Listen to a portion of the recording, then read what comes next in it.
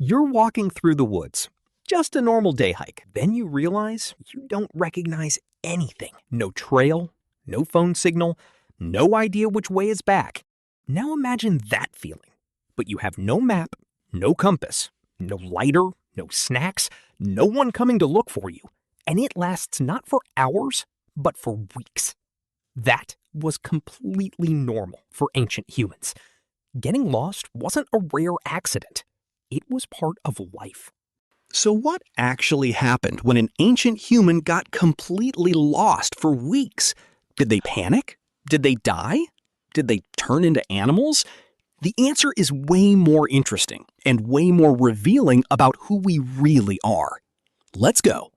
First, you have to understand something modern people forget. Ancient humans almost never got lost the way we think of it. They didn't have destinations the way we do. They had ranges. A typical hunter-gatherer band moved across a territory of 100 to 500 square kilometers. A young hunter chasing a wounded deer. A woman gathering plants who got turned around in thick fog. A teenager who wandered off during a storm. And suddenly, the world became endless. Here's the first shocking truth. Most of them did not panic. Modern people panic when lost because we are soft-wired for control. We need to know where we are. We need a plan. We need Google Maps. Ancient humans had something different hardwired into them. Acceptance of uncertainty. The first reaction is almost never screaming or running. It's stopping. Sitting down. Listening. Because the forest talks if you shut up long enough. They would do something we almost never do. They would wait for the land to make sense again. Day 1 and 2 were about water and calm. They knew that panic burns calories faster than walking, so they conserved. They looked for the highest point, not to see civilization. There was none, but to see the shape of the land. Rivers always go somewhere. Animal trails usually lead to water. The sun still rises in the same place. By day 3, something strange started happening in their brain. Modern neuroscience has a name for it. The default mode network starts to quiet down. When you remove all the noise of normal life, no talking, no decisions about dinner, no social status, the brain enters a different state. Time stretches. Senses sharpen. You start noticing things you normally filter out. The way the wind changes before rain. The specific alarm call of a bird when a predator is near. The smell of water from half a kilometer away. Ancient humans who got lost for long periods often reported, through oral traditions, that they began to feel like they were becoming part of the forest. This wasn't poetry.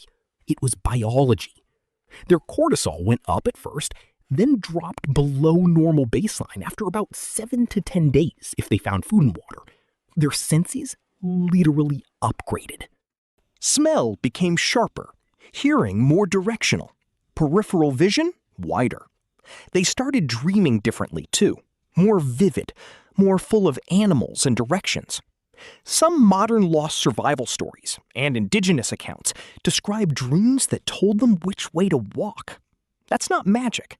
That's the brain doing massive pattern recognition while you sleep because it finally has silence. Food became the real test.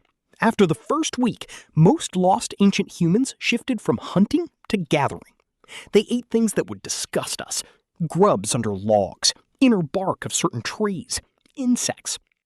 Half-rotten fruit that animals had dropped, bone marrow from old kills they found. They knew which plants wouldn't kill them because their grandmothers had taught them since they were 3 years old. That knowledge was life insurance. And here's the part nobody talks about. A surprising number of them didn't try to go home immediately. Some stayed lost on purpose for a while. Why? Because being alone in the wild for weeks was one of the few ways a young person could become an adult in many ancient cultures. It was an accidental vision quest. There are recorded stories from Aboriginal Australians, Native American tribes, and Siberian peoples of people who got lost and came back different, quieter, more respected. sometimes with new powers, which were just extreme situational awareness. Of course, not everyone made it. The ones who died usually died from one of three things: bad water, parasites, injury that got infected, giving up and sitting still too long in cold weather. But the survival rate was shockingly high compared to modern people in the same situation. Why? Because ancient humans were not visitors in nature. They were residents. Getting lost for weeks wasn't a disaster. It was just a long walk with no plan. And when they finally found their way back, sometimes after 3 weeks, sometimes after 2 months, the band didn't react with, "Oh my God, we were so worried." They reacted more like, "You're back. Tell us what you saw." Because everyone understood. The land takes people sometimes, and sometimes it gives them back wiser. So, next time you're in the woods and that little voice says, "I think we're lost," remember, your ancestors didn't just survive that feeling, they were shaped by it for hundreds of thousands of years. Getting lost was one of the ways we became human, and some part of you still knows exactly what to do.